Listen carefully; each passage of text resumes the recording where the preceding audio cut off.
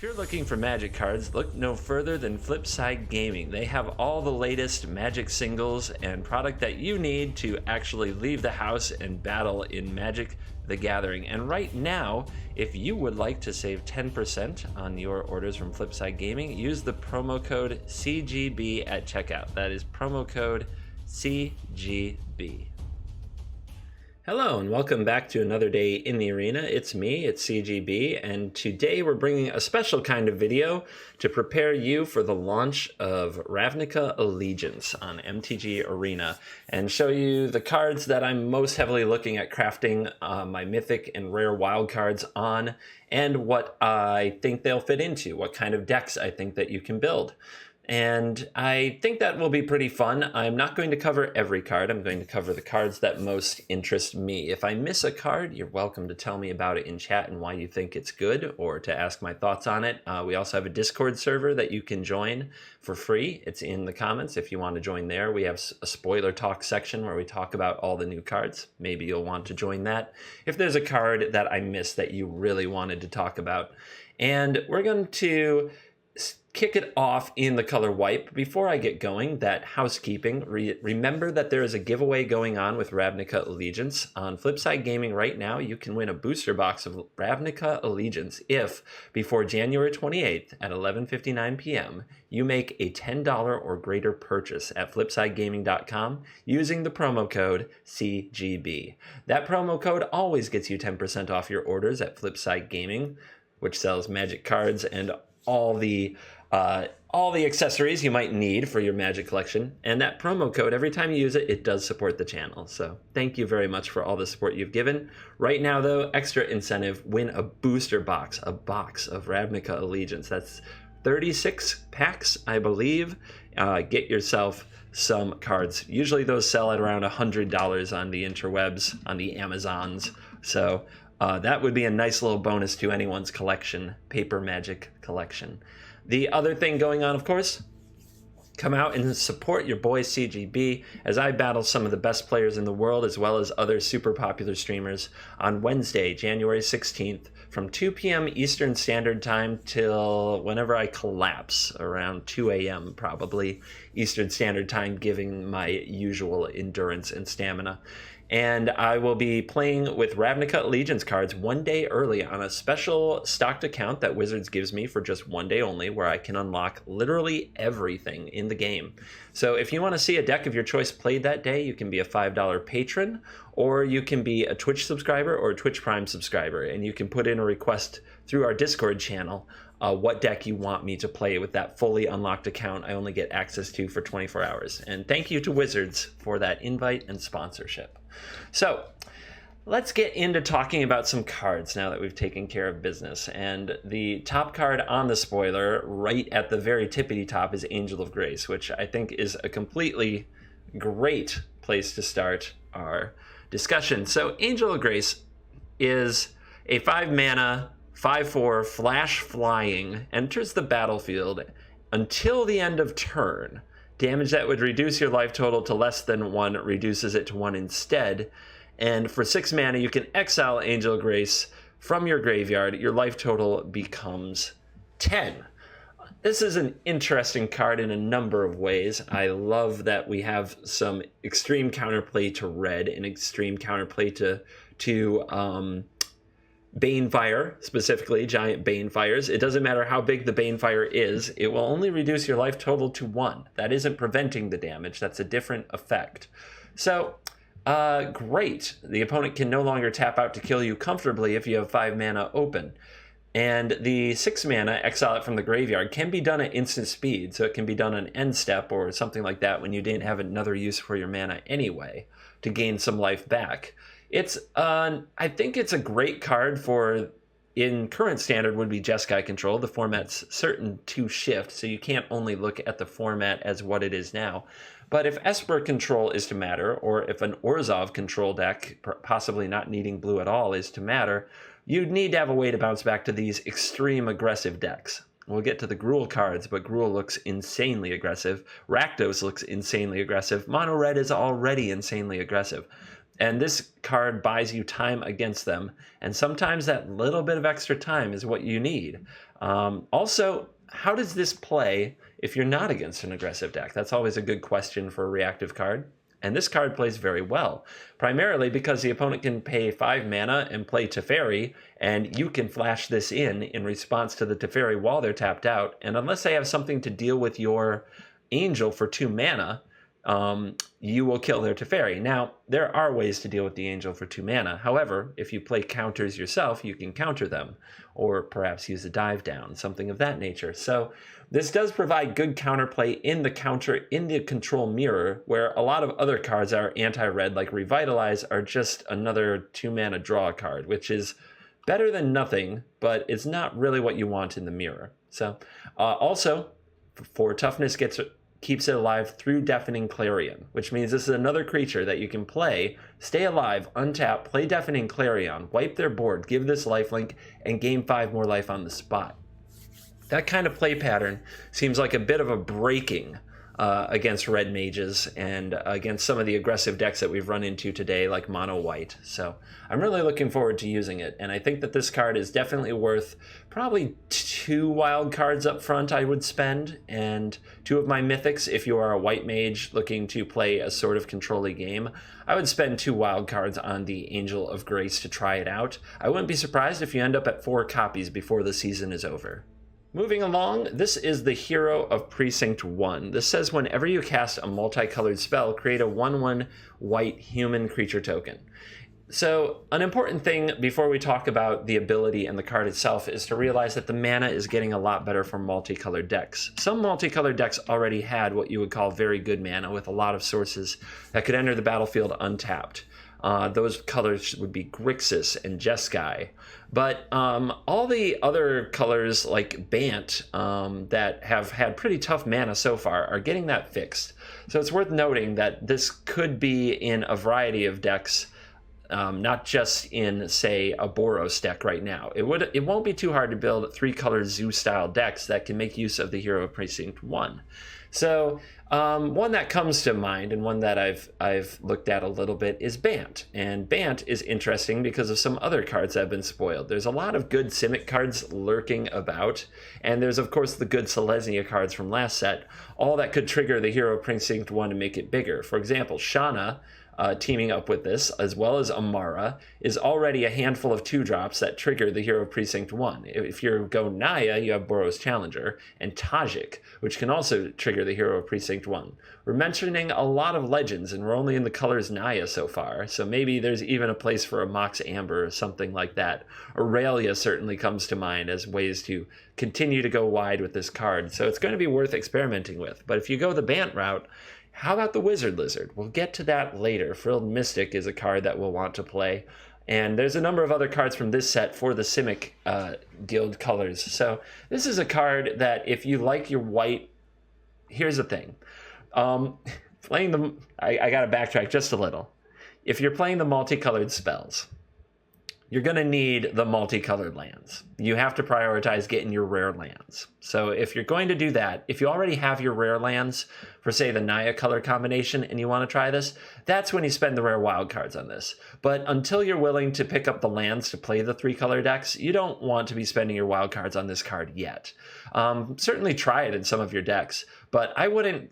But in the decks that want this is one of those build around 4 of. So you have to have the 4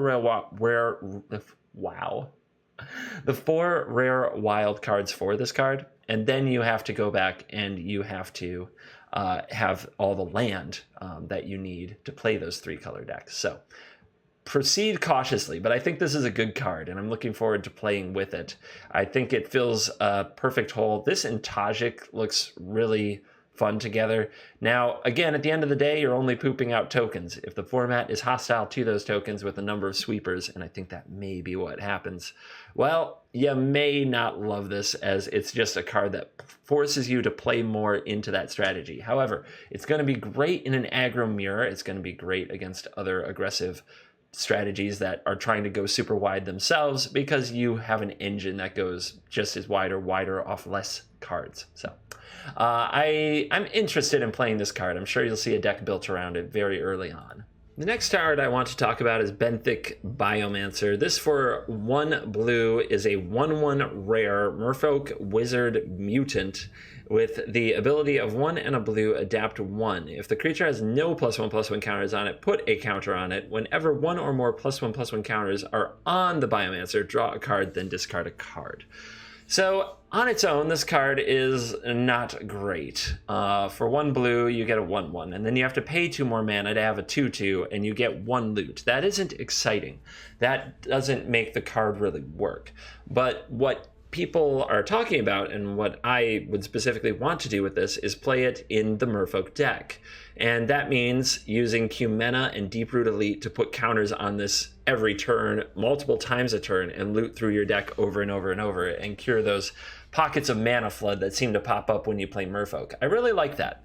Merfolk is a weird deck in that it needs to curve out, but it can flood pretty bad later if you're running more than 20 lands. Even running 22 to 24 land, even though I want to hit my first 5 land drops in most games where things are going well, I do end up flooding out when I run that many, and there's not a lot to do. Even if you have a Cumena going, you can often just flood out playing Merfolk. Many people have been through this. This is an interesting solution that only costs 1 mana and fills an important spot in the curve anyway, where you can just loot those lands away over and over every turn if this sticks with the Deeproot Elite. Now you might say that's Magical Christmas Land because it's a 1/1 and it will die, and Deeproot Elite is a 1/1 and it will die, and they both die to a sleeper and just dead. That is probably true. You don't want this against control mages. You have to decide what you want to beat in Magic. Now let's consider the other side of the equation. Let's consider a different side of the meta. Let's say everybody is playing mono white aggro and mono and Gruul aggro because those poop out just the biggest creatures as fast as possible and smash the board quicker than a control deck can even keep up with. Now, against those decks, going turn 1 Biomancer, turn root Deeproot Elite, they're very likely not to have removal. They're very likely to be trying to figure out how to build up a great board. And if from there you can start looting through your whole deck, building giant monsters, and clogging up the ground, you're in a great spot. That said, I don't think this will work anywhere except for Merfolk, and it is a rare. So if you already have your Merfolk deck, you're A, going to want Breeding Pool. That is the new rare land for Simic. And B, you'll probably then want to try this. I think that this is the next best Merfolk that you can be throwing into that deck and trying to make work. So go forth and do it if you are that Merfolk mage. I don't see it for many other decks, and because of that, it's not going to be a high wildcard priority. I'll probably try it in Merfolk, but nowhere else. I'm going to talk about this card, Mass Manipulation, very quickly, because there are some ways to make obscene amounts of mana in this format. The one, Azer's Gateway comes to mind, but that's a little slow. But the one I'm thinking of is in the Simic colors, which is a color combination that rarely affects the board in this way, so it makes it very interesting. And that is using Llanowar Elves into the, Growing Rights of Itlimoc. That is the card. I was blanking for a second. Always on camera, right? But Growing Rights of Itlimoc, and then spewing out a bunch of creatures to make a giant Hydroid Crassus, another card we'll come to later. But that deck is specifically built to generate huge amounts of mana for sorcery speed effects like Hydroid Crassus. This might be even better than Hydroid Crassus in a number of spots.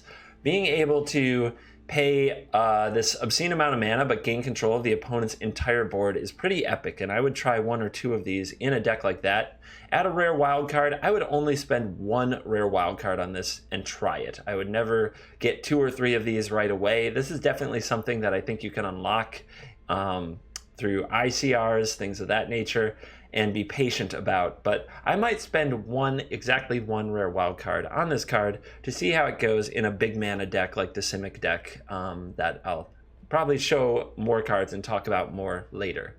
The next card that I'll talk about is Terra Mandor. This is 1 blue for a 1/1 flyer. And if that were all it was, we'd say, don't we already have a number of these? But there is more. For 7 mana and a blue, adapt 4. That means put 4 +1/+1 counters on it. This ability costs 1 less to activate for each instant and sorcery card in your graveyard.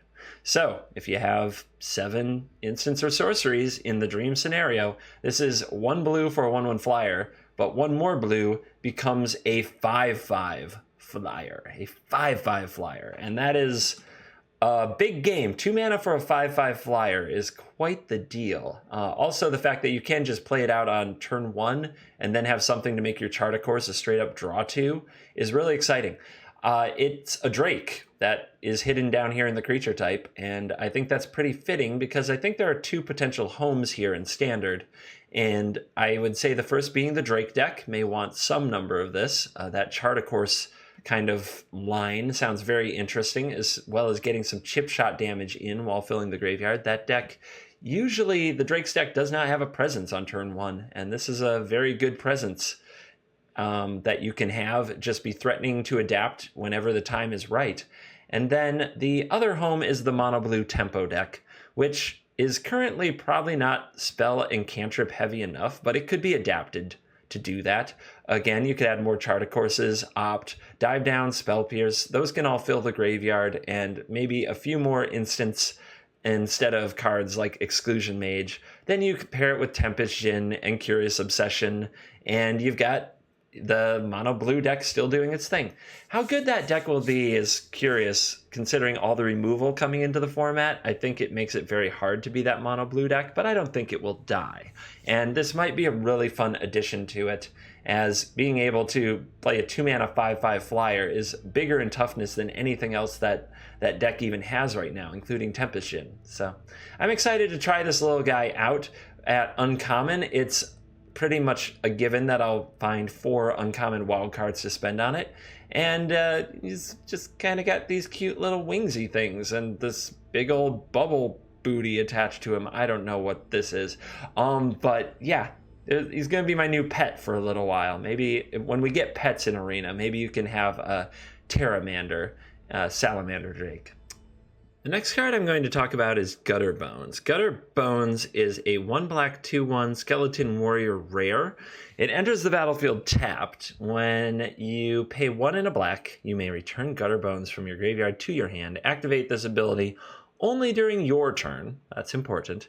And only if an opponent lost life this turn. So it has its own spectacle sort of trigger that gets it back out of the graveyard. And it's got some pretty cool art. He's wearing his like Michael Jackson jacket, and then he grew horns, walked out of a lake, got big sword, will travel.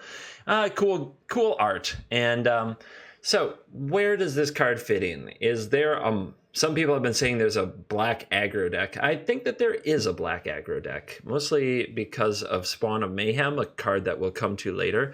But I don't think it wants to be just black. I think it wants to be a red-black deck, and I think this card fits right in. So far, we've seen red and red-black decks being mostly red. I think that you can, because of this card and a card called Spawn of Mayhem and a few other cards, you can build a red-black deck that's mostly black and focuses on strong black 1-drops. A really good card for enabling the spectacle mechanic is Vicious Conquistador, which is not a new card, but a card from Ixalan that for 1 black, you get a 1/2, and whenever it attacks, target opponent loses 1 life. They can't chump block it or get in the way. They just lose that life, and then Spectacle's enabled. So I think that's a good black 1-drop, and I think this is the other good black 1-drop. This card can be very aggressive, and you don't worry about it dying. You can always try to get it back later. And 1 mana 2/1s are shining just fine for the white mages. Why not the black mages? We have a little bit more reach, and we have a little bit more power, as you'll see soon. But this card is also probably good in an aristocrat style deck. And you may have heard that term a few times when people talk about the new set. If it's a new term to you, aristocrats is the name of a deck that was built around, it was a Mardu deck that was built around sacrificing various creatures to gain powerful effects to cards that are no longer in Standard, but they're now similar cards. A card like Blood Artist shines in an Aristocrats deck. Falconwrath Aristocrat, I believe, is what the deck was actually named after. So this is a card that you don't mind sacrificing, and we'll see very soon that there's some sacrifice cards that really pay off. If you are into playing Orzhov Aristocrats, or if you are into playing Black Aggro or Rakdos Aggro, this is a card that you will need the rare wildcards for, and you'll probably need all 4 of them. You can probably get away with 3, at least at the start, but this is not an effect that is as easy to find. if you're going to run something else, I guess you're running Diregraph Ghoul. Without the ability to get it back, it just doesn't have the same punch or pop. So you probably need at least 2 of these to start with. Make sure you set the rare wildcards aside for it if you're into that style of deck. And you're probably going to hear a lot from Gutterbones in the near future. Stepping into the observation tank next is the Priest of the Forgotten Gods. This is something I was alluding to when I talked about Gutterbones. She's got her Harry Potter wand. She was definitely made a Slytherin, and now she is here to hang people upside down, drain their blood, and do all kinds of gross stuff. Definitely a bit of a callback to the Blood Artist artwork here. I think that there were like bodies hanging around in the Blood Artist's place, or maybe I'm thinking of a different card. Anyway, this is what happens when you shoot from the cuff in a set review. It is 1 and a black for a human cleric. It is a rare. It is a 1/2. It is sacrifice 2 other creatures. 2 other creatures. So you have to have 3 creatures. Any number of target players lose 2 life. That is pretty much the opponent for the most part. There might be a world, and there are some cards that reward you for losing life. There might be a world where making yourself lose life is something you want to do. I'm not clear on how relevant that is, but it's important to say it says target players, not target opponents. Each lose 2 life and sacrifice a creature. So it also creates another sacrifice trigger at the same time. That's interesting as well. You can't just make yourself lose 2 life. You can make yourself sacrifice a creature as well. Maybe there's enough payoff somehow. Maybe you have enough death benefits. Maybe this and Judith are going to cause all kinds of trouble. You add black, and you draw a card. So on top of all that, the typical play pattern is sacrifice 2 dorks. Let's say 2 1/1s. Let's say a Goblin Instigator and Goblin Instigator's buddy. And target opponent loses 2 life and sacrifices a creature. Say, I don't know, they're 2-drop or they're 3-drop. Say they're Wild Growth Walker for lulz. You add black, and you draw a card. So not only do you get their creature, not only do you do some damage, not only do you draw a card, you have mana left in your mana pool to do one more thing this turn. It has to be black, so we need double black to do something. Oh, wait a minute. Remember Gutterbones? We can use the double black to get back Gutterbones if we don't have another use for that mana, because we did make our opponent lose 2 life, and it is, in all odds, our turn, although this can be done at instant speed, which is worth noting as well. So that's why I mentioned this with Gutterbones. I think this card is exciting. I don't know.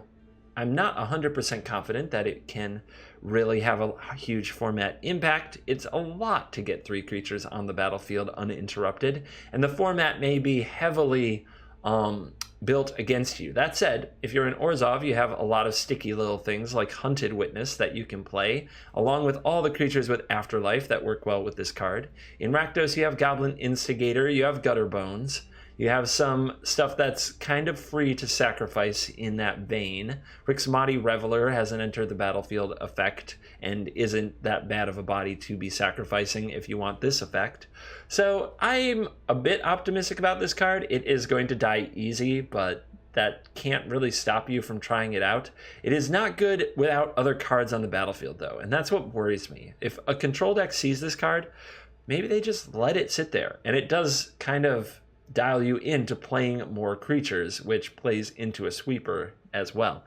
But still, I'm excited about Priest of the Forgotten Gods. It's one of those cards without clear play patterns. I'm going to have to play with it and see how it goes. Do you play your Priest first and then hope that you can untap, play your Instigator, and so you can sacrifice it right away? Probably. It's probably better just to run this out on turn 2 and hope for the best than it is to slow roll it and possibly have nothing left to sacrifice. So I'm excited. Can't wait to try this girl out and, go do your Slytherin spells. If I was really smart right now, I could think of some kind of a spell, but all I can think of is ridiculous. Ah, yes, this is the spawn of Mayhem. I love the face. I love the art. I love that it looks kind of like the Predator, just a little. And I love that it's got this Mega Fist thing. And yeah, this card is so sweet. So it's 2 black for a 4/4 flying trample, also known as Flample, demon, but it has Spectacle for 1 in black. So if you deal damage to the opponent, you get to play this for only 3 mana, and it also has more text. At the beginning of your upkeep, it deals 1 damage to each player. Then if you have 10 or less life, if you have 10 or less life, not the other player, put a +1/+1 counter on Spawn of Mayhem. So it's an interesting design on that ability. When you have less than 10 life is the time you normally wouldn't want to play this card because 1 damage to yourself is bad. But now you have a good reason to play it because it grows bigger and is more threatening. Interesting.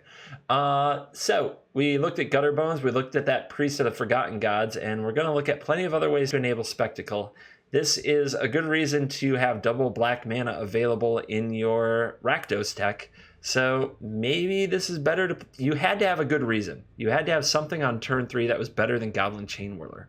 Goblin Chain Whirler is absurdly good.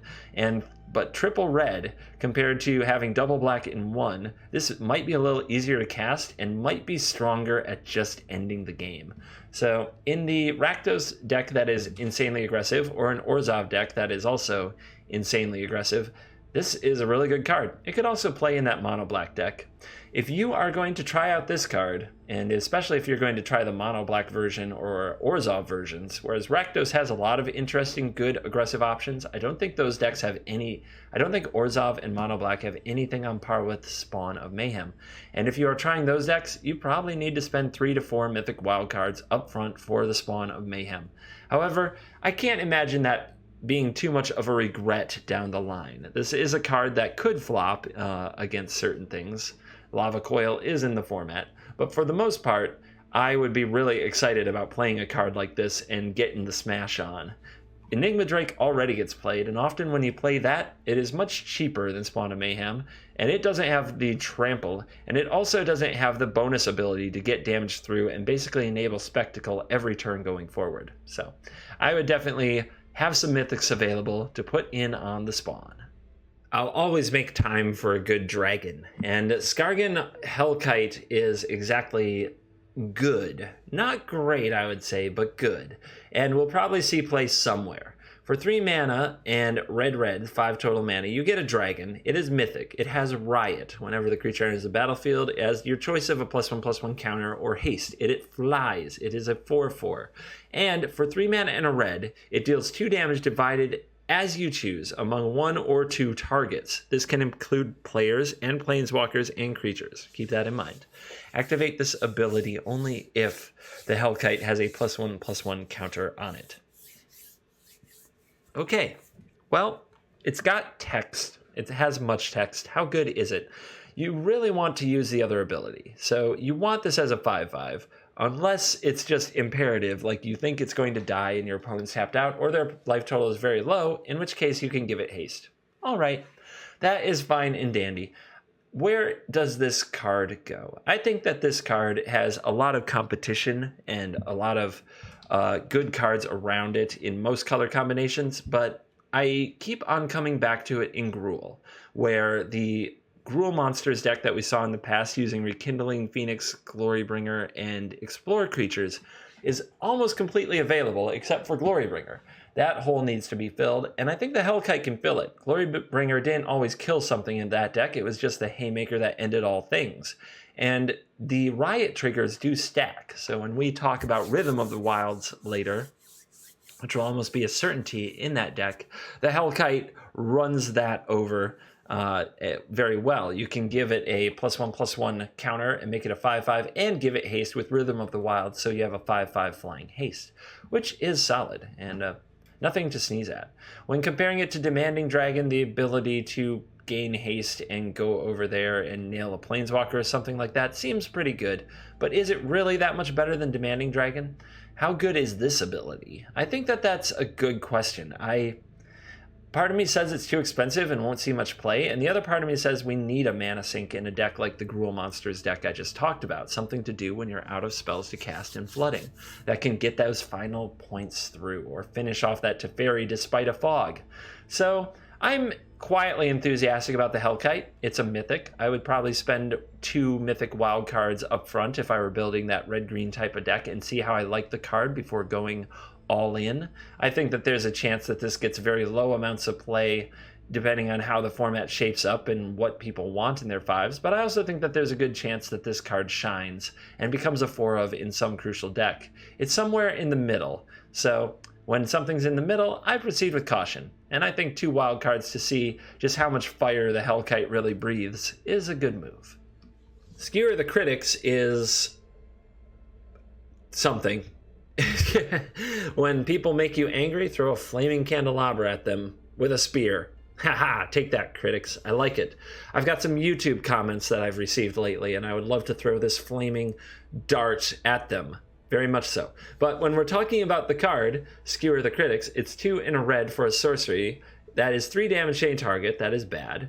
But for Spectacle 1, you have a lightning bolt. And every time there's a lightning bolt, people will usually play the lightning bolt.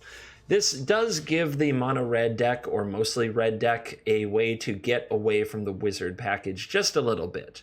As much as we've enjoyed our time with Gitu Lava Runner and Biashino Pyromancer, there may be better cards available. And we don't want to be married to Wizard's Lightning. We could, at the very least, even if we kept those wizards in the deck, we could trim on the Wizard's Lightning a bit and balance it with Skewer the Critics, so it isn't terrible to have 3 Wizard's Lightnings and no wizards to cast them with. So I see this getting play in mono red. It's fine. It's not that big of a deal. Some people want to panic, and some people think that red is now unbeatable. It's neither. This card is okay, and it will fill in just okay in those decks. Those decks still rely on their early creature damage to matter.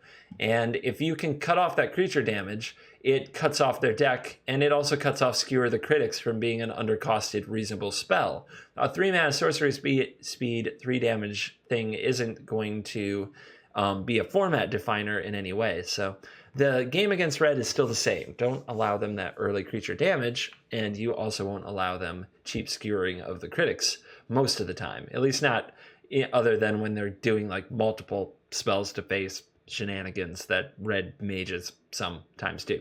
Still, it's a common. Get yourself 4 of them. Try it out. It's a common. Just go right out there. I do like the art. It's better to look at, in my opinion, than Wizard's Lightning or Lightning Strike, so at least I'll have that to think about while I'm burning alive.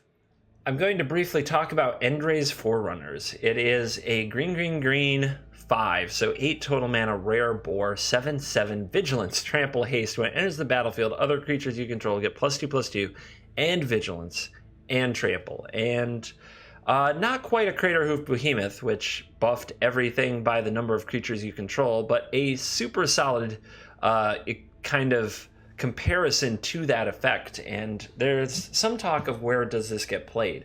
Crater Hoof Behemoth was a lot of fun in duels, but did make a splash in Standard back in its day when it was reanimated. And I think the tools for that deck exist now.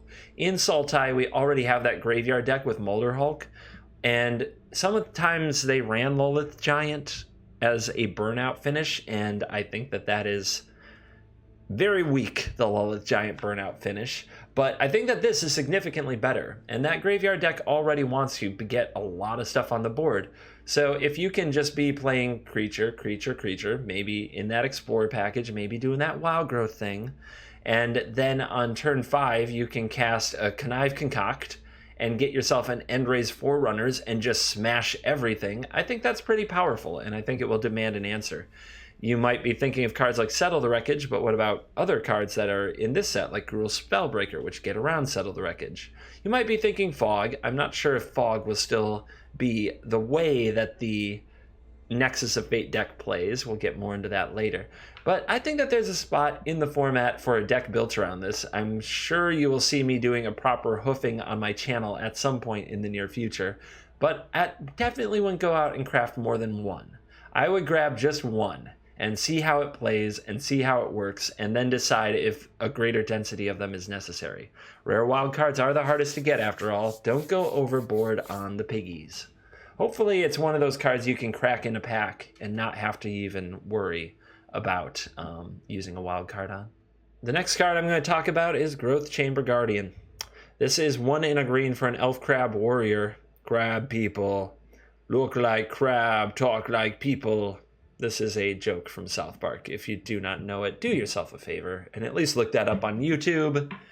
It's funnier the more you watch it. And just like South Park is funnier the more you watch it, this card got better the more I read it. But to finish it off, rare 2/2, 2 green, adapt 2, which means 2+1/+1 counters.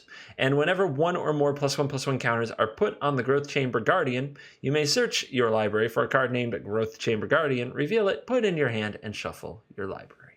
So, this is at a rare is a bit of a pain because it's only good with multiples. So if you are going to play with Growth Chamber Guardian, you need 4 rare wild cards pretty much ready to go. At least 3, probably 4. Because otherwise, you're just not getting on the train. If you're not getting on the train, the card is just a grizzly bear that can adapt to. And that's fine and not great. Not even close to constructed great. So, no thank you.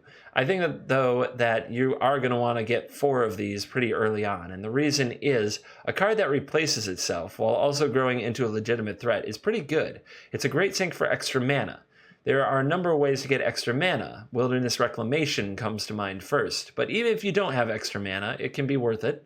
You can also do it at instant speed, so you can hold up things like Counter Magic, like Frilled Mystic, another card we'll get to use its ability. But here's another thing. It says whenever one or more +1/+1 counters are put on Growth Chamber Guardian.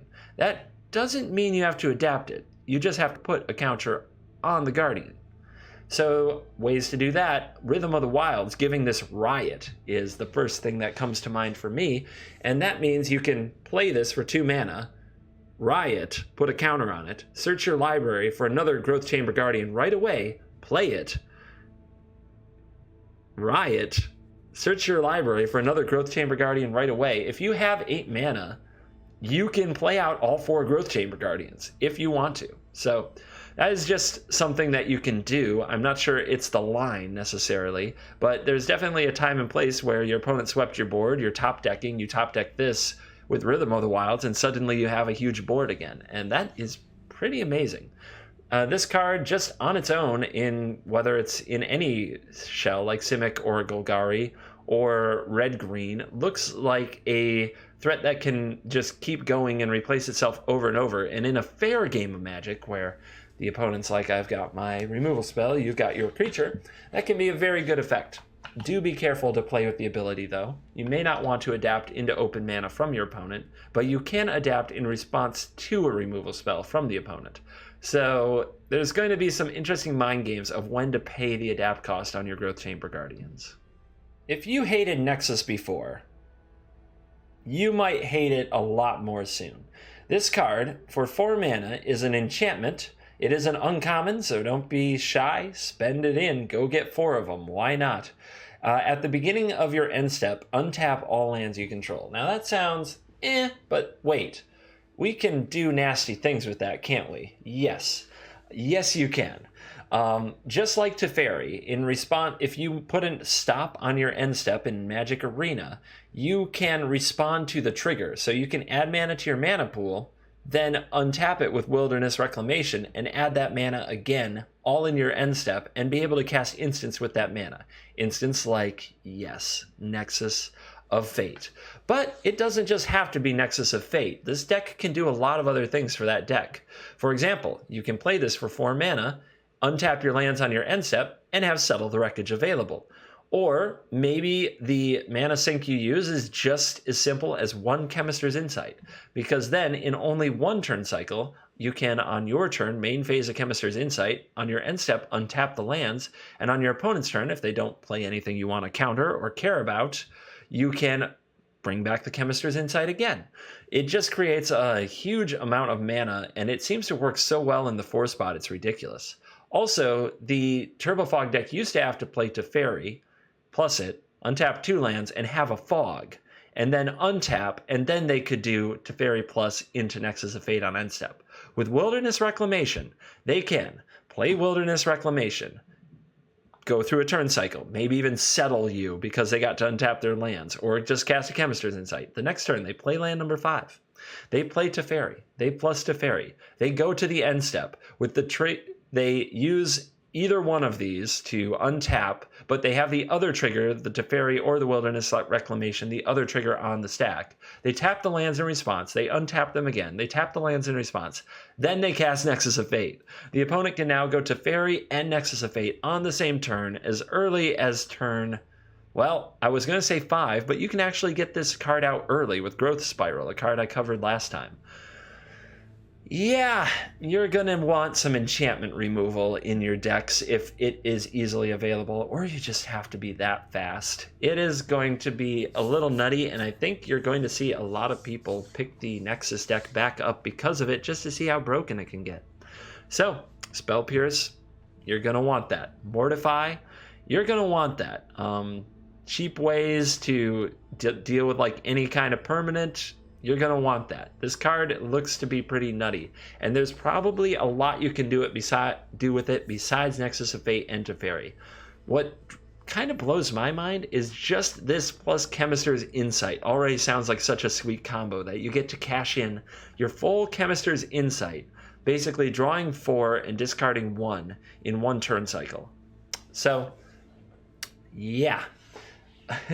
Get ready for some Wilderness Reclamation, my friends. It's going to be for those combo players at heart who want nothing to do with you and your game plan. They don't want to interact with you. They just want to take all your turns. And I know how you feel about it. Every time I play a Nexus deck, I hear about it in the comments. So tell me what you think of Wilderness Reclamation, haters. Sound off, get it out, vent it out. Imagine that YouTube comments are actually going to change the world. Go ahead, let them rip. I'll be moving on to the next card and thinking of how the heck I'm going to defeat this thing when it does show up. A few quick words on Absorb. Now that I have seen the full set, I'm confident Absorb is going to be more important than ever. I think that the Gruul deck is so insanely aggressive, and they even have ways to punish it, like Rhythm of the Wilds, that sometimes Absorb won't even be castable. Yet I still think it's going to be very important. Why? Because we have Mortify and an increased importance on removing enchantments like Rhythm of the Wild. I think that removing Rhythm of the Wild is going to be a thing that decks will have to be able to do anyway, which turns Absorb on. And I think that the aggressive nature of the format means that we have to have that life. I think it will be better than the Surveil, and I will be trying to fit it in with Kaya's Wrath, a card that's very hard to cast that we'll get to later. But I do think that if you are a control mage in the blue and white colors, you will probably need to spend these rare wildcards on Absorb someday. Maybe not week 1. You can probably run Sinister Sabotage for a while, but I think at some point to have the best version of your deck, you're going to need some Absorb. Some words on Bedevil now that I've seen the full set. I still believe it is one of the better cards in the set, and the home I have in mind is definitely the mostly black, splashing red Rakdos deck. I don't plan to play this next to Goblin Chainwhirler. I plan to play it next to Spawn of Mayhem, along with early aggressive cards like Gutterbones and Rixmati Reveler. And I think that this card will play an important role there of killing things that are too big to be lightning struck or lava coiled. And actually, I think that this can take the place of lava coil pretty easily and just shore up removal for bigger threats, while we can still run shock and lightning strike, or maybe even skewer the critics to get our burn to face. But I think that this card will be very important there, and I think that you're going to want at least 2 copies, probably 3 copies, when you set out to play a mostly black Rakdos aggressive build. So that's where I stand on Bedevil. I still really love it. I know I talked about it in the last video, and I can't wait to bedevil some Teferis and some just whatever else comes between me and my prey. I'm going to talk about Cinder Vines. This card for a red and a green enchantment is a rare, and whenever an opponent casts a non-creature spell, Cinder Vines deals 1 damage to that player. And for 1 and a sacrifice Cinder Vines, destroy target artifact or enchantment, Cinder Vines deals 2 damage to that permanent's controller. This is interesting. Obviously, it's pretty rough in a matchup where all that your opponents are doing is smashing their creatures against your creatures. However, it's so good against the control decks, and such a sort of passive hoser to Turbo Fog that I think you will want to play this in best of 1 in MTG Arena. I think that red-green decks may want at least 1 or 2 copies so that they have kind of this counterplay. It's almost like I'm trying to think of a good way to put it, and it's sort of hard to come up with because there's very few places in MTG Arena right now where you want to play a hate spell. But sometimes red decks, even though it can't go face, will run Lava Coil because they absolutely must kill Wild Growth Walker. This is like an absolutely must kill Turbo Fog and control decks.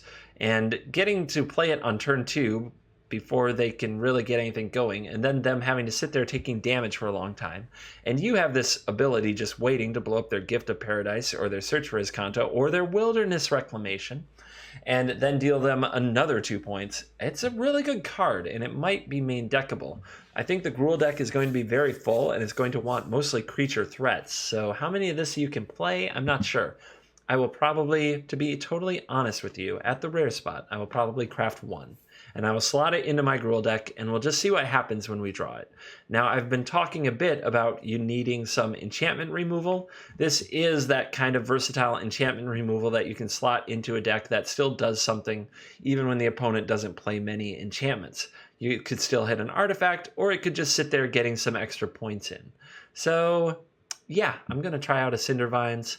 You may want to wait. If your wild cards are pretty constrained, you may want to wait, see what the pros really think of this or what the meta looks like, because this does not do well against a meta of all, say, white creatures.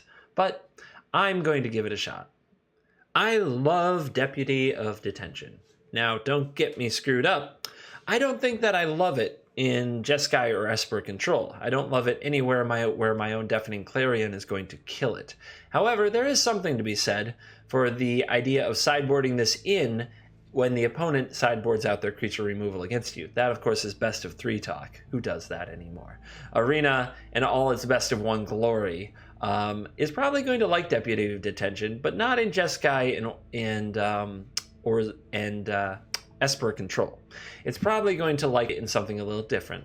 What I have in mind primarily is a Bant deck. Now, again, I didn't do the reading. This is a rare 1/3, and when it enters the battlefield, exile target non-land permanent and opponent controls and all other non-land permanents that player controls that have the same name as that permanent until Deputy of Detention leaves the battlefield. So, a few things to note here. They get them back.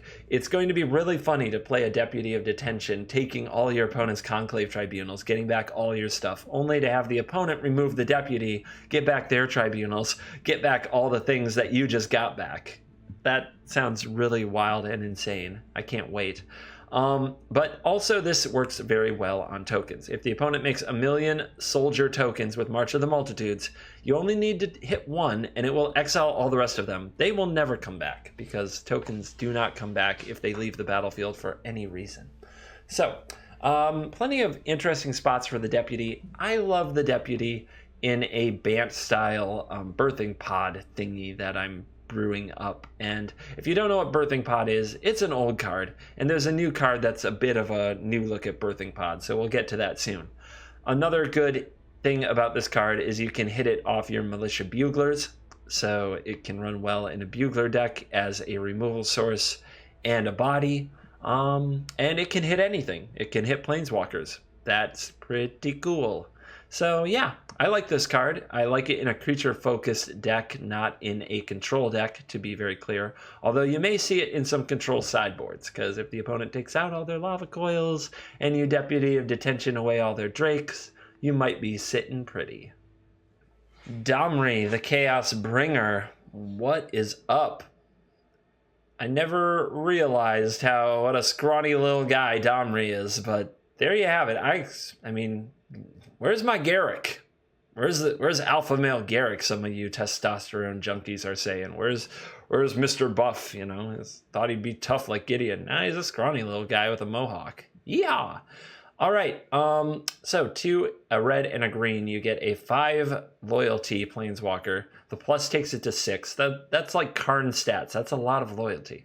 And the plus is to add a red or a green. If the mana is spent on a creature, it gains Riot. It is important to note that it does not have to be spent on a creature. You can play this on turn 4, plus it for the red or green mana, and cast a card like Shock, or a card like Adventurous Impulse. Or Commune with Dinosaurs. Or Incubation. Okay, I'm going to move on now. I really wanted to point that out because some people think that you can drop this plus this and it does nothing unless you have a 1-drop creature. A 1-drop spell will do as well.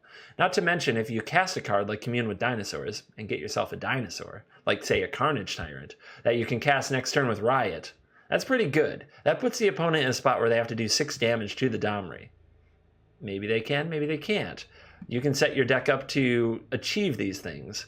It also depends on what your opponent plays and how fast the meta is. I am anticipating a fast meta.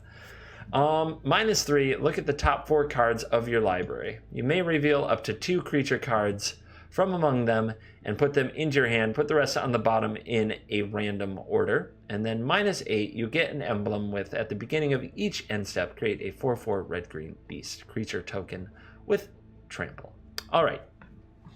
Is this card good? This card is not great. This card is decent, and it is, like many Planeswalkers have been lately, made for a specific deck with specific purpose. And I think that playing this in a red-green aggressive deck to make Riot even more available than maybe even 4 copies of Rhythm of the Wilds can do is probably a good call. However, I would only spend 1. Yeah, I'm not kidding. I would only spend 1 Mythic Wildcard on this card and see how it does. Because, for one thing, you don't want multiples of them very much anyway. The minus becomes significantly worse if you reveal multiple Domries. The plus is significantly worse if you don't have a creature to play, but just have another Domri in your hand. You never really want to draw more than 1. I can't think of any scenario, other than perhaps you're against a control deck and you're using the minus to grind them out. Which I don't think that's where you want to be with a Riot deck anyway. You just want to smash. Smash, smash, smash. Why grind? I mean, I don't think you even want to use the -3. The -3 feels desperate from this card. The only thing I can think of is the opponent taps out, wraths your board, you untap, you play Domri, and you -3 so that you have fuel for next turn, and the opponent has no way to untap and interact with it, so you get to use your +1. That's a good play pattern. That's okay. That's only good against control, and only good when the control deck actually wraths your board and doesn't just counter the Domri, for example. So, you've got to be using the plus a lot, which means you have to play a lot of creatures. And you have to play creatures of, you know, decent casting cost. This is ramp, so you can cast your 6s a lot more reliably and your 5s a lot more reliably than normal. But yeah, I wouldn't want more than 1. I will spend exactly 1 rare wild card on this, try it in some red-green decks, maybe some Temur and Naya decks, but this is not a broken card by any stretch of the imagination, and you should be conservative. I think if you go out and spend 3 or 4 mythics on this, you're probably making a mistake. It's a little better than a Huatli, and it's, in my opinion, quite a bit worse than a Vivian Reed. So that's my take on Domri. Go use 1 little mythic on it and see how it does. Now that the full set's spoiled, Dovan Grand Arbiter, in my eyes, isn't much different. I see a blue-white deck full of little flying men that the +1 can help you get up into the -7 range very quickly. And if there's nothing else going on the board, you just minus it a few times to have some Thopters. The card will play well with a few spells in the format. Chart, of course, comes to mind so that you always have a way to draw 2 for 2 mana off your Chart, of course. And I see a blue-white deck with Siren Storm Tamer, Healer's Hawk, nonsense like that. Maybe you even want to play Favorable Winds, or you just play Curious Obsession and the Mist Cloaked Herald in the mono blue deck gets a little bit of white splashed in. I don't think this is a control card. It's not going to pair up with Teferi too often, I don't think. But we'll see. Maybe the blue-white tempo deck uses Dovan and Teferi because Teferi is just so broken that in a tempo shell it can still take over a game. But I like the Domri minus, and I think that even though I think that getting to minus the card is the real... Most of the time you can't evaluate a Planeswalker based on the ultimate, so to speak, but I think that the -7 is the bread and butter of the card, and if you're not getting there to that -7 regularly with your deck, it's not working. I also think that you're going to want at least 2 of this to try out that style of deck, because I think it's a key piece for that deck, so you may want to spend 2 to 4 wild cards on Dovan the Grand Arbiter if you are pursuing a blue-white flying tempo deck. I'm not sold on that deck actually being good. When I look at what's in the format and what's building up around the format, I am completely unconvinced. So I will not be spending any wild cards on Dovan right away. Some people are going to have to show me that this card can work, and that's where I stand on the blue man group here. Dovan Secruity, on the other hand, I'm a much bigger fan of. At uncommon, 1 white and blue, it is an enchantment. When it enters the battlefield, you gain 2 life and draw a card. Whenever you cast an instant spell during your main phase, you may return Dovan Secruity to its owner's hand. So right away, we're thinking about Disinformation Campaign. We have something very similar, except this gains 2 life and draws a card. I'm not saying this is actually good. In fact, it's probably not. I'm saying that when a card hits you in the right spot as a player, when it hits you in the feels, we'll say, it doesn't matter if it's good. This is why my comments on my YouTube and my Twitch chat are just full of people constantly yelling card names. They just say a card name. Any deck I build that's blue-white, somebody is going to say a certain card name. And it's not because that card is good. It's because they think it might or want it to be good. Mostly it's because it hit them in the feels. It spoke to them as a player. This one speaks to me, and I'm never going to pronounce it as good. I'm just going to look at it and say, I've got to build a deck around this. I have to. It's in my DNA. I really want to do things like play Dovan Security, gain 2 life, draw a card, then play an opt and return it to my hand and have that to do again next turn, and over until the red mage just can't overcome all the life and cards. That's really what it's all about. I just want the red mages to always be miserable. That's where I come from. That's what's in my DNA as a magician.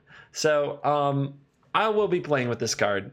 It's only uncommon. I'll gladly spend 4 uncommons to pair this with cards like Opt, Anticipate, cards that might not even be amazing on their own, especially to play during your main phase. It's kind of sad that I can't pair this with Warden, or the other card that is the blue-white split card that taps target creature, draw a card. I'll have to really do some work on what kind of instance I can pair up with this, but that's not going to stop me from doing it. That's not going to stop me from trying. Alrighty, I'm going to move on off this card. Again, I don't think that deck I'm describing or this card is good, but it's going to happen. I think that Ethereal Absolution is a card that will surprise some people. It's 4 black-white enchantment rare. That's 6 mana for an enchantment. Normally, that would be bad. Creatures you control get +1/+1. Creatures your opponents control get -1/-1. 2 black and a white. Exile target card from an opponent's graveyard. If it was a creature card, you create a 1/1 white and black spirit creature token with flying. So it's, first of all, that 1/1 spirit token is a 2/2, as long as you have Ethereal Absolution. So that right away makes it a little bit better. The thing I'm excited about is a permanent effect to give creatures our opponents control -1/-1. There is a lot of grinding in current standard. When you look at Golgari, when you look at mono red and the way that they use Experimental Frenzy to just keep pushing their game plan even if you manage to drag the game out, and when you look at other, just all kinds of decks, I mean, like the Drake and Niv Mizzet decks, they get to grind. All these games just go long. And this is a card that just, if they don't have enchantment removal, and that's a big if, because I've been talking about the importance for enchantment removal. But if the format still doesn't respect enchantments, this is the kind of card that you can play for 6 mana against the mono red deck, for example, and really just take so much out of their ongoing strategy. It just puts such a damper on their deck, and it puts them in this really nasty spot. Say that they have an Experimental Frenzy out, and you play this card. Their top card is a Fanatical Firebrand.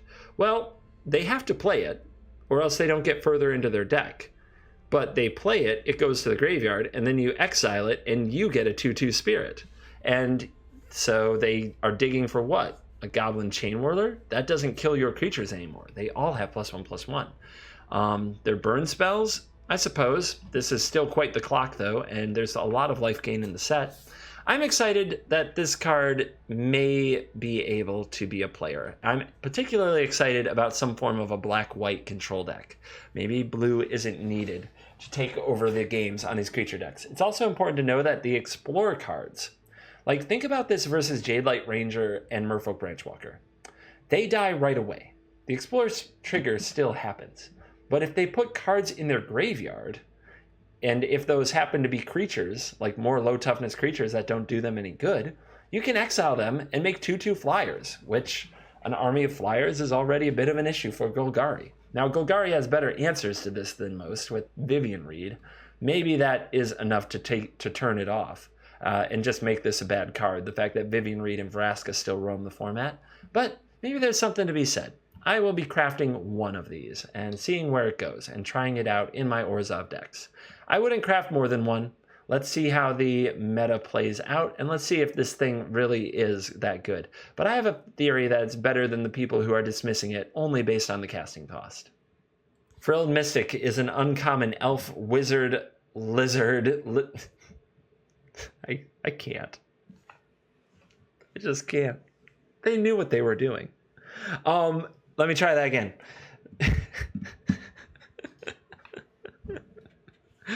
Elf, lizard, wizard. You're a lizard, Harry.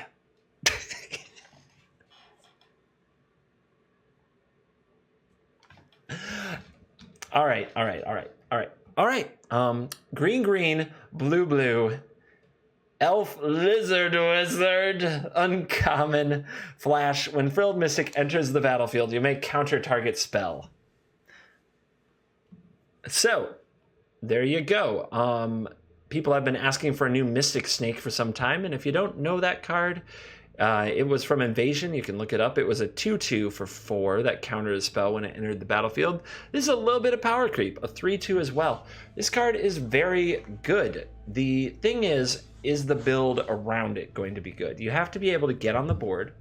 You have to be able to reliably handle your opponent's threats, and instant speed would be very helpful for those things because you want to play a flash game.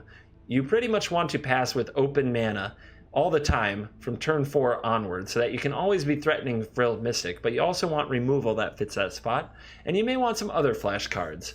A few that come to mind are Angel of Grace and Dream Eater. So you could play a bit of an interesting Bant flash game with a card like this. So I'm interested in trying it out. It's also neat that Wilderness Reclamation and this go together. You can play Wilderness Reclamation and then untap your land and then Frilled Mystic and then next turn see what happens. So it is, you've got to be able to get the game into that 4-mana point, and you have to compete in that spot. In best of 1, that's very hard. So we need cards that are going to extend the game a little bit longer. I think that we do have some of the right removal, and I think that if you pair this with Bant, or if you go Sultai, you may be able to remove enough of the opponent's threats or slow their assault, or build your own board presence as well. I've said Frilled Mystic with several other cards that we've covered. One of my favorite thoughts is Growth Chamber Guardian. You can play that, and you have this ability open to activate the Guardian to search for another Guardian and make a 4/4. But you also have, when you have 4 mana, you can either activate your Guardian or play Frilled Mystic if the opponent plays a good card. It makes for... What a lot of people miss is that this card is really good in the advanced meta. What I mean by that is the basic meta is just both players play out their cards. Slam, slam, slam, slam, slam, slam, slam. In that scenario, Frilled Mystic is okay, but you have to have a really good curve ahead of it, or else you're just falling behind. And in that game, it can tilt things, but you have to have a very specific opening. You have to keep up every step of the way. In the advanced meta, the opponent is going to pace their threats. They're going to try to play around your threats. They're only going to cast things that they're willing to have countered. Now, when Frilled Mystic shows up, they're in a very tough spot. You almost never want to run anything into a Frilled Mystic, especially anything of value. But if the opponent doesn't have Frilled Mystic, or if they have something different that they can play, like a Chemister's Insight to punish you, then any kind of passing the turn, any kind of making that hard decision, kind of like not attacking with all your creatures when your opponent doesn't have Settle the Wreckage, it punishes them. So this card sets up those scenarios where you can just punish your opponent with open mana, and that's exciting. That alone makes it a very worthy card. And at Uncommon, I will be picking up 4 of these and trying it out from day 1. A few quick notes on Growth Spiral. Now that I have seen the full set, it is a very, very scary card with that Turbo Fog Wilderness Reclamation thing, and at Common, I'll be picking up 4 of them on day 1 to try in that deck. I don't know if you can try it in other decks. It's interesting how it plays with Frilled Mystic, but I'm not sure that that is really what you want to be doing. But at the very least, we're going to have to see if that Nexus Fog thing is that broken. Now, those of you who hate Nexus Fog might be mad at me for even suggesting it, but we have to see if the deck is broken before we can unbreak it and fix it. You have to know how to beat a deck. That's why I play every possible deck that I can. Now that I've seen the full set, Gruul Spellbreaker is still an absolute beating. I think I'll be crafting 2 and possibly 3. At Rare, it's a tough one to get around on the wildcard slot, but I think that at least 2 is a good place to start, and that is where I find Gruul Spellbreaker. I think the meta is always going to have control decks. Control mages are always going to try to solve the meta, and I think this guy just bashes it right open again with its sick abilities to give both you hexproof, therefore no settles, and Gruul Spellbreaker hexproof, therefore no seal away, and what a wrecking. So, yep, I'm going to go get 2 Gruul Spellbreakers to try out at first. I wouldn't be surprised if I'm up to 4 very quickly. Hydroid Crassus is a jellyfish hydra beast. It is mythic. It is a blue and a 1 blue, 1 green X. When you cast this spell, you gain half of X life and draw half of X cards, round down each time, flying trample. It enters the battlefield with X +1/+1 counters on it. So I got something very wrong. I was evaluating this based on, well, if I play this for 6 mana, that is 4 blue-green, I get to draw 3 it gets 4 counters. So I get half of that. So I get 2 cards and 2 life if I pay 6 mana for this. But the part I missed is I thought I got stuck on the number 2, and I thought I only had a 2/2 flying trample. No, it's still a 4/4 flying trample. The body is definitely a very relevant part of the card. And if you can make a lot of mana, this card becomes absolutely wild. There was a really good video on SCG Tours Twitch that you can watch, or on Starcity Games YouTube that you can watch. And it is a Growing Rights of Itlamok, Llanowar Elf, Explore, Wildgrowth Walker thing that eventually just casts giant Hydroid Crassuses over and over, and it is really something to watch. Big old mutant booty strikes again. So this is a fun card. I'm not convinced that deck is really good.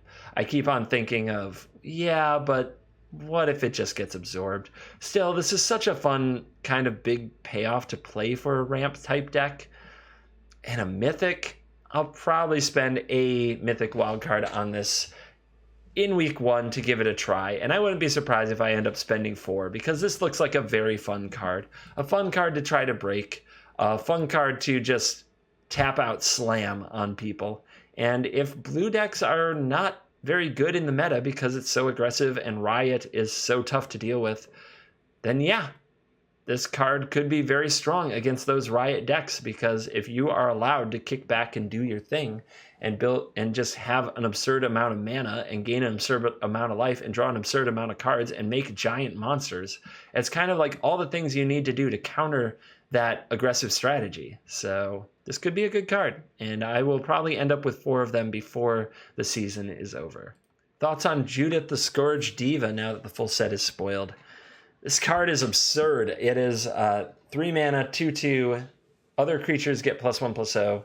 Whenever a non-token creature you control dies, 1 damage to any target. I love this with Gutter Bones. I love this with the Priest of the Forgotten Gods that we covered earlier. And I just love this with Goblin Instigator. Just being able to swing for 4 and have creatures that die and trade up in combat. That 1 damage to any target is a big deal. I think that this will be a very good card. I used to think it's an automatic 4 of. It might still be that. But at Rare, I'm probably going to come out of the gates crafting 3 and see how it goes. It's very hard. You never want your hand to be like 3 of a legendary creature, especially when this does require some other creatures to be good. It's not good strictly on its own. It needs a board. It needs other bodies. So yeah, I'm thinking 3 wild cards, and I'll come out swinging with Rakdos and Judith the Scourge Diva. A few quick words on Kaya, the Orzhov Usurper. I think that it's an incredibly weak card. I'm sorry to lovers of it. However, I will craft 1. It is a mythic, it is a planeswalker, and I'll throw one in an Esper shell or that black-white control shell, which I'm sure I'm going to try anyway, and we'll see how she performs. I can't imagine playing her on turn 3 and being happy to minus or plus. That is the main problem I have with her. Because of that, I don't think she can possibly be a 3 of or a 4 of. But at a 1 of, maybe as a cleanup spell to come down and gain some late game life, maybe. Maybe there's enough there for a 1 of. So that's where I'm going to stand with Kaya. I'm just going to use one wild card and see where she goes. Kaya's Wrath, on the other hand, I made a joke on stream, thought it was a good one. Just going to repeat it. Kaya's Wrath is so pushed because she is mad that her Planeswalker card wasn't that good. Boom. I know, not funny. Terrible jokes. But God, this card is good. White, white, black, black. A little hard to cast, but our mana is going to be solid with the check lands and with all of the shock lands available. And it says destroy all creatures. You gain life equal to the number of creatures you controlled that were destroyed this way. One of the neatest things I saw on the internet this week was a deck that played Afterlife creatures, Kaya's Wrath, and Divine Visitation. Basically, blow up your own Afterlife creatures and make angels, have angels left over, while also destroying your opponent's stuff. I love this card. I'm going to be definitely working on my black-white control and my Esper control decks with this card. And it's exciting that you get some payoff for blowing up your own creatures, and I don't think that that's a good reason to build around that. Other than the specific like Afterlife kind of shenanigans. I don't think, for example, I'm going to want to play History of Benalia and Kaya's Wrath in the same deck, but I'm going to try it. And I will come right out of the gates and craft 4 of these. That's how excited I am about a 4-mana Wrath of God, literally just destroy everything effect. Make sure that the rest of your deck, though, isn't just destroy target creature. This says it destroys all creatures. That doesn't mean it removes Adanto Vanguard from the table or Rekindling Phoenix. You're still going to need some exile effect in your deck.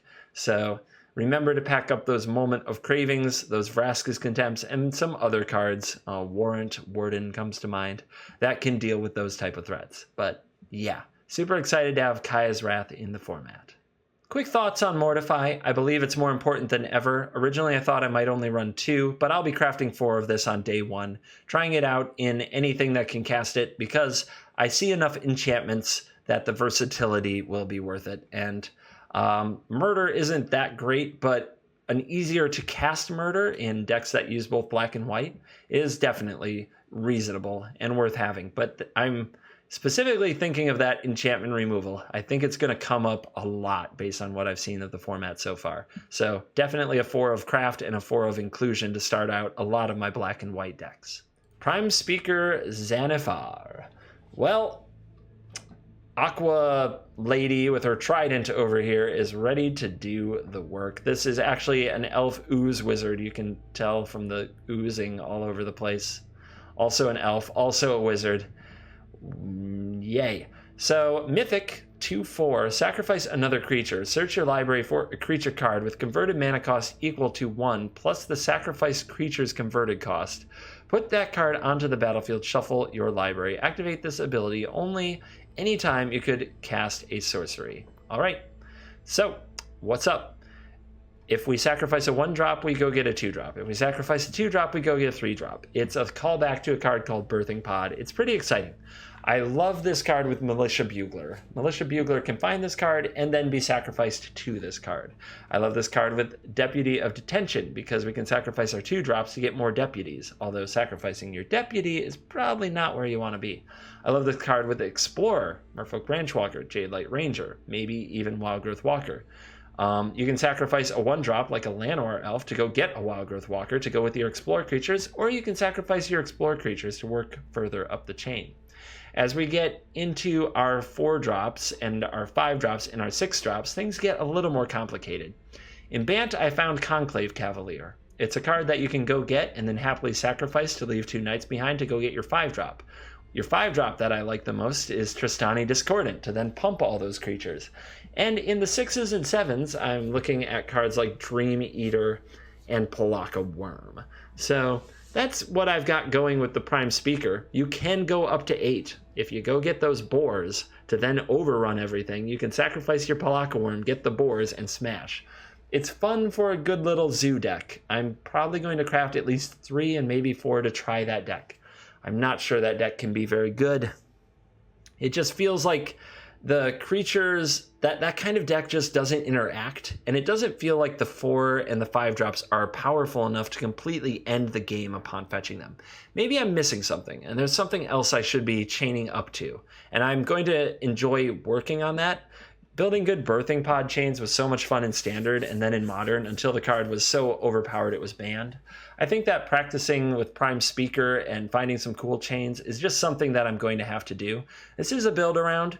Don't craft it unless you plan out your deck in advance and you know exactly what you want to craft. But I'll be crafting 4 of them almost for certain by the end of the season, and definitely 3 to at least see where this goes. And I'm really, really pumped about this card. Thoughts about Ravager Worm? I'm much more excited about this card now that we have gotten a little deeper in spoiler season and I've thought a bit more about it. It can fight and kill a Lyra and a Niv. That's a big deal. It can be played with Domri for double Riot. That's a big deal. Is it better than a Carnage Tyrant? Probably not, but it's also a creature which you can find with... The new one gets me, but I'm going to say Adventurous Impulse, but there's the other one that goes 5 deep in the Simic colors. And that's important, being able to dig it up. You can also top off your Prime Speaker Xanathir chain with this if you're willing to go into a lot of other colors.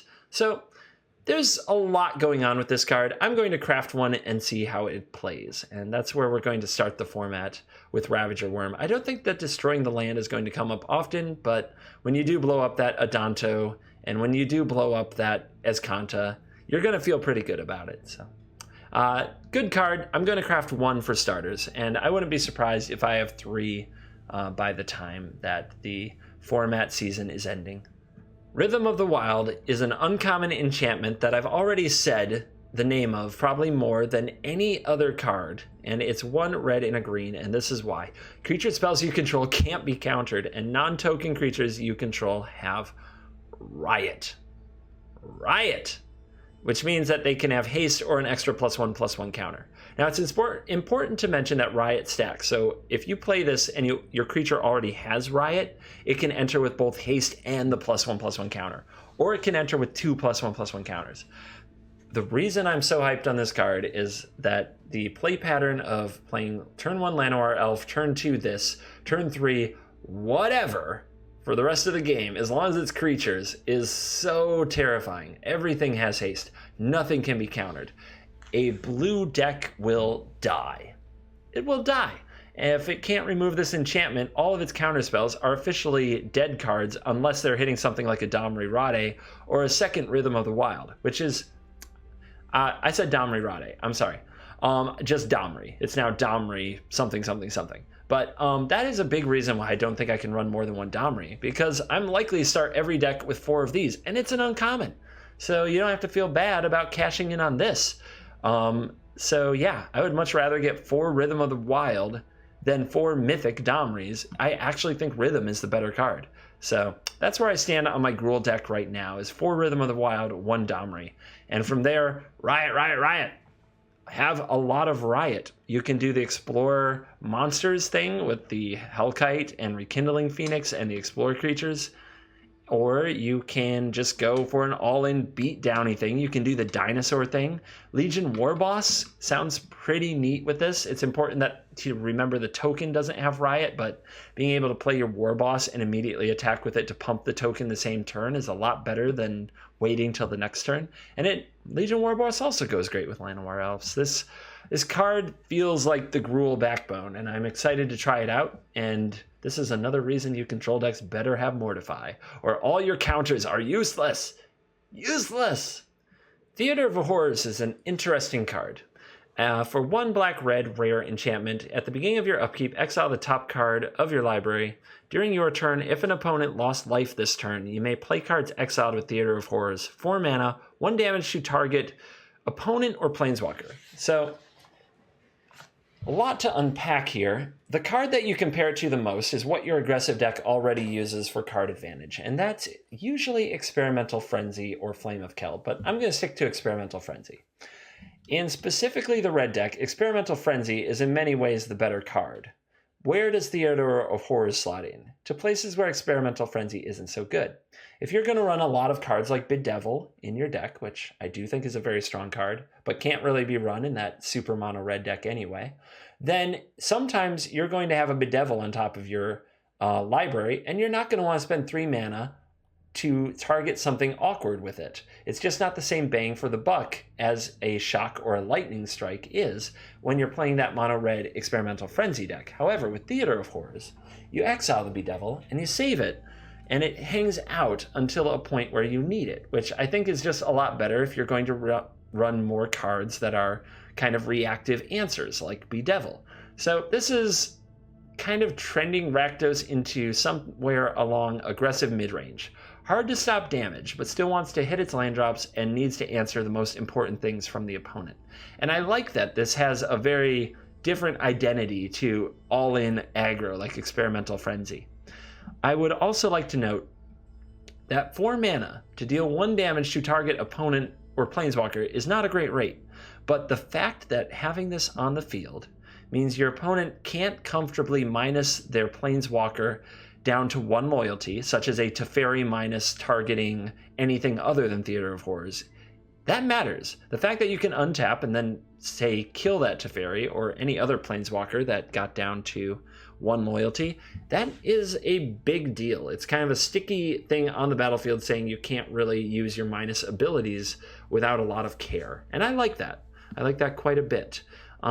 Hitting the opponent, of course, is just there to activate the spectacle so you can play the cards. But it's important to notice that you can play the cards whenever you want. They get exiled, but you don't have to cast them the same turn like you do with Vance's Blasting Cannons, or by the end of the next turn, like with Light Up the Stage.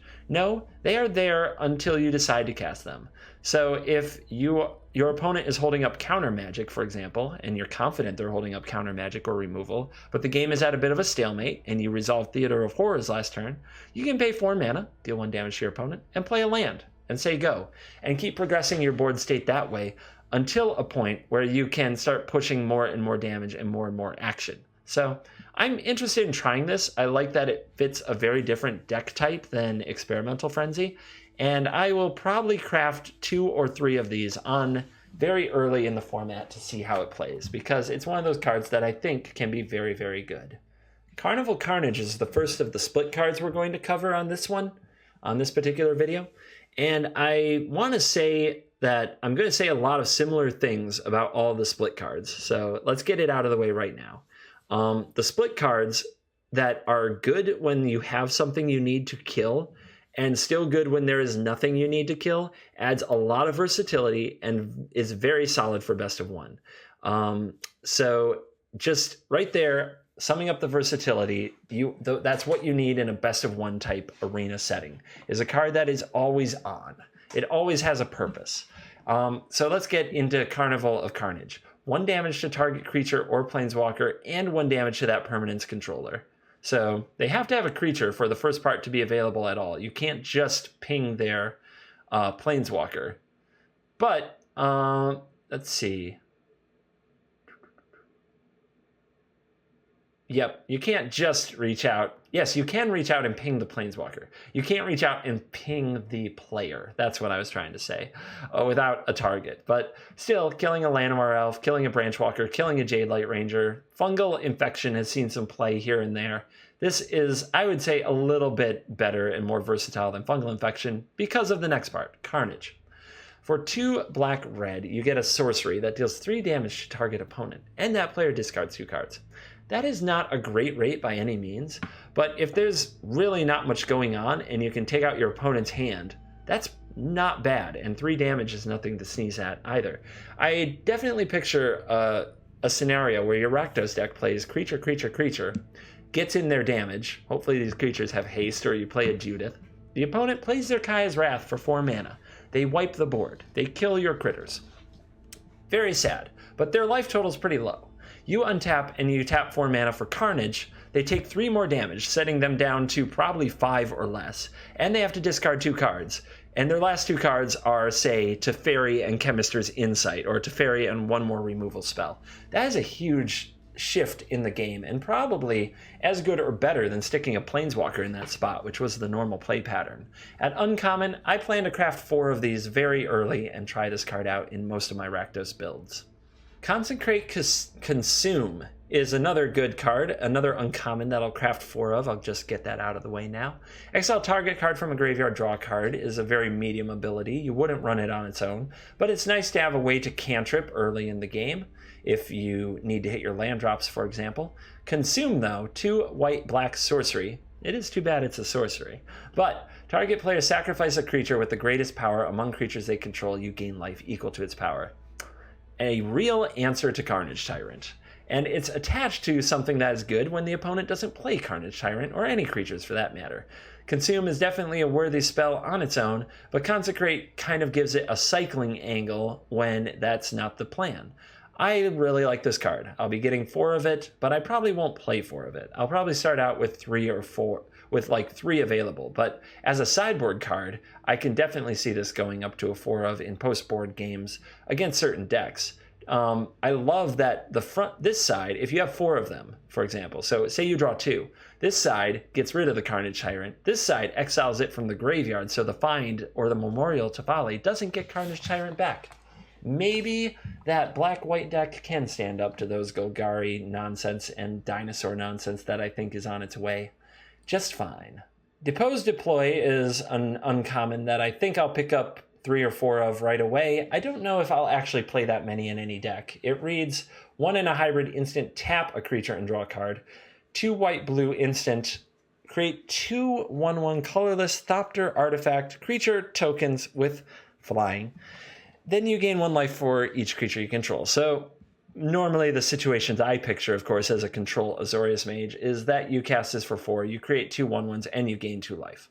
What I like about this card is all the instant speed. This can play well as a sidekick to Settle the Wreckage. When the opponent plays around the Settle, you deploy instead and chump, block, or kill the tiny creatures they attacked with. This plays well with Wilderness Reclamation because if you have mana available, deploy is something that you can do on their turn.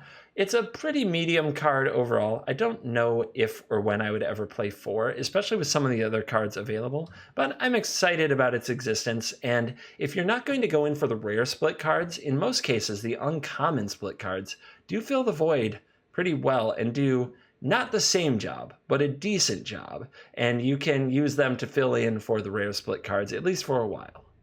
Thrash Threat is a rare split card. It is red, green for instant. That is very important. Target creature you control deals damage equal to its power to target creature or planeswalker you don't control. Threat, 2 red, green, create a 4/4 red and green beast creature token with trample. So it's an instant speed removal spell on one side, and when you don't need one, it's a sorcery speed threat creature, literal threat.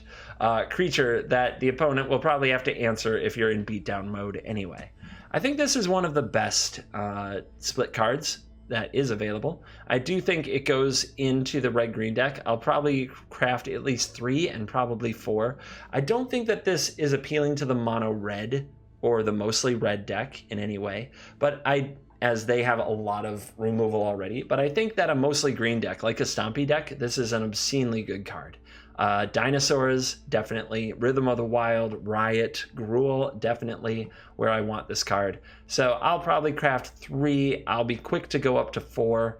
The fact that you can take out a Planeswalker, like, say, a Teferi, despite a Fog, is a big game changer for the green decks. The green decks were usually really ice cold to Teferi into Fog, and with Thrash, you can just have your 5-power creature, your Steel Leaf Champion, for example, just kill the Teferi, just straight up dead. And remember, it's not a fight effect. If you kill an opposing creature, they do not get to kill your creature, unless, of course, they have instant speed removal. But you get what I'm saying. Your creature doesn't take damage here. It only reaches out and deals damage. I think that this card is really nice. The other card that I think is absolutely amazing in the dual color split cards is Warrant Warden. Warrant Warden is a rare white or blue and blue, white or blue. Put target attacking or blocking creature on top of its owner's library. If you have never played with this effect, it is really good. It is really good.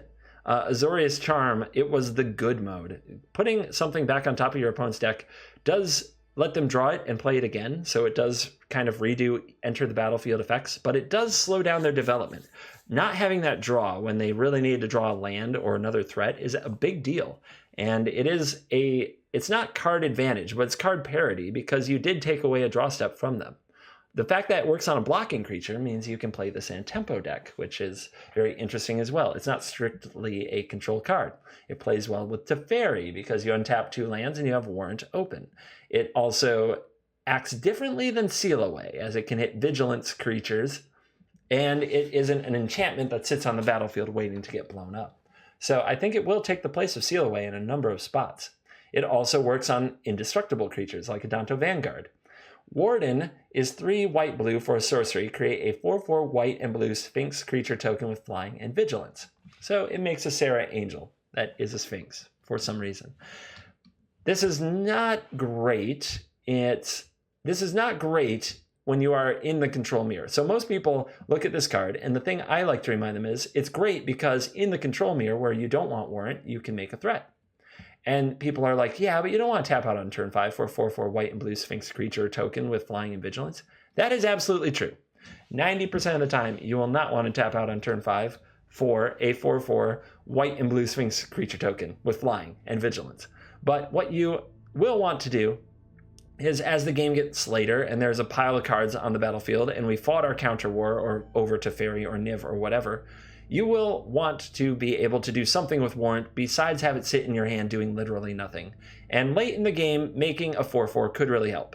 The other thing that is absolutely good, like busto about this card, is, and this depends on how you look at it. It's either great or it's terrible. If you are a control mage, this is great. Warrant is a win con. It is not a resilient win con, but it is a win con.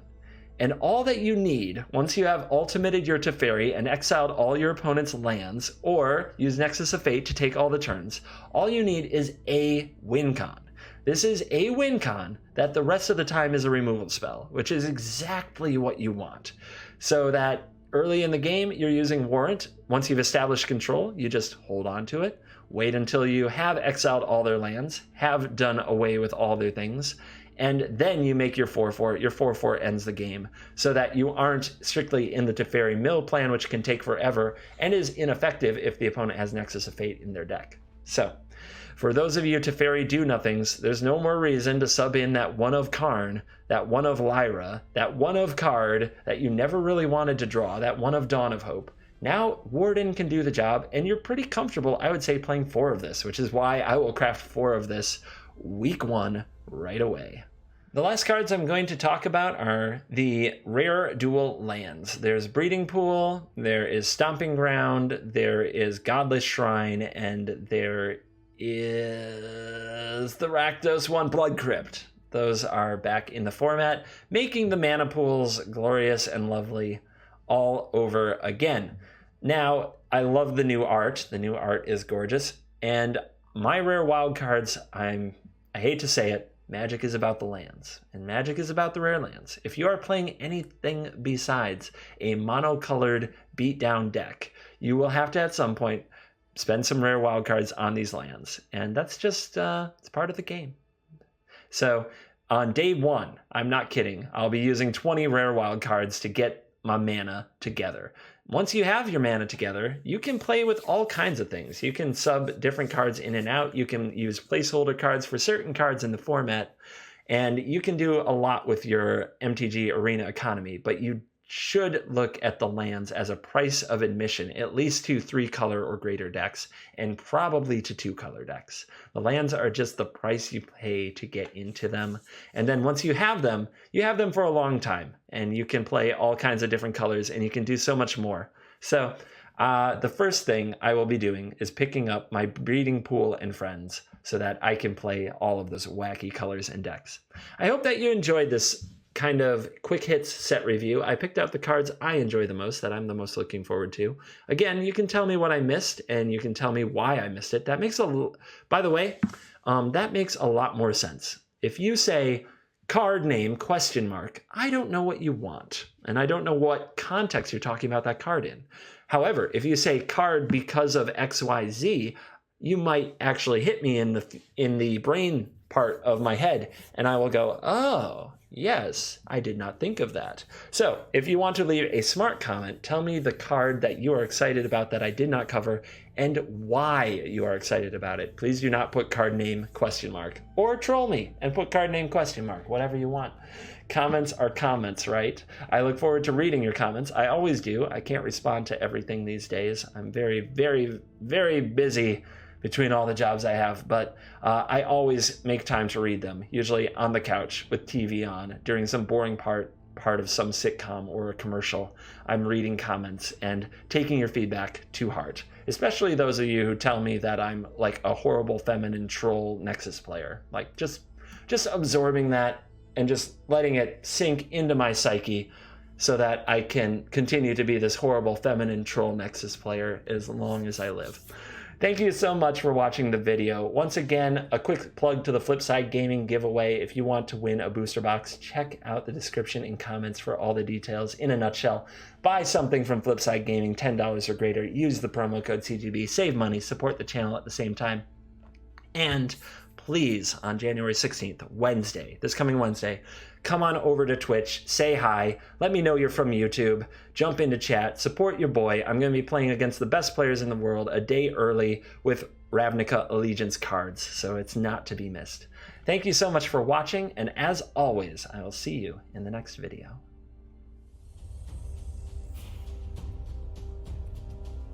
My YouTube channel is proudly supported by HauntedFlower.com.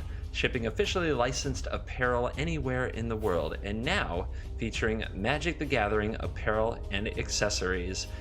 If you use the promo code CGB at your checkout, you can save 10% on any order. That's the promo code CGB at checkout on HauntedFlower.com. That's HauntedFlower.com.